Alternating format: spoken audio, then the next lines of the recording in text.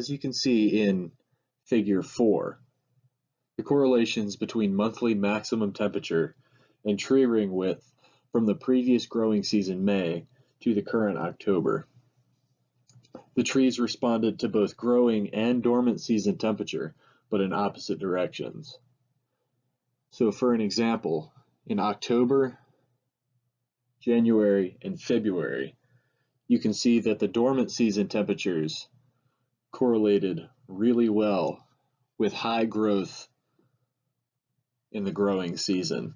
So that is to say, warmer dormant season allowed for better growth in the growing season, spring and summer.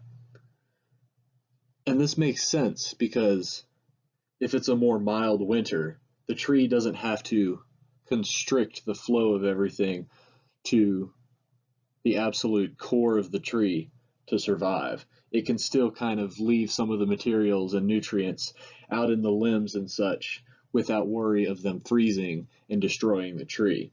So this allows for a faster kickstart at the beginning of the growing season, creating more time and more resources for the tree to put on more mass.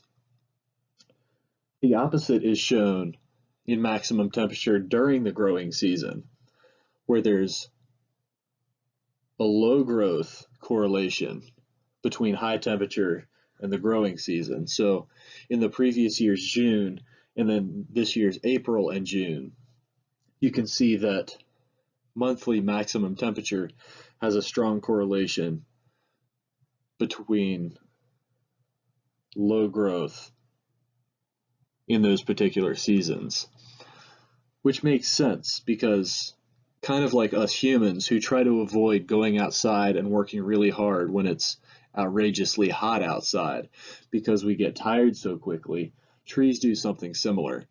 They try to limit their resource consumption when the weather is extreme to prevent excessive consumption and excessive use of the resources the tree has available. So the reason for that is, of course, the temperature, and the tree puts on less mass in those seasons for that reason. As you can see here in figure 5, one of the other correlations we looked at was tree ring width and monthly precipitation. But as this graph shows, there wasn't much of a correlation at all between monthly precipitation and tree ring width. This came as a surprise to me, and that's why I wanted to put it in the presentation, because I found it interesting that there actually wasn't much of a correlation between tree ring width and changes in precipitation.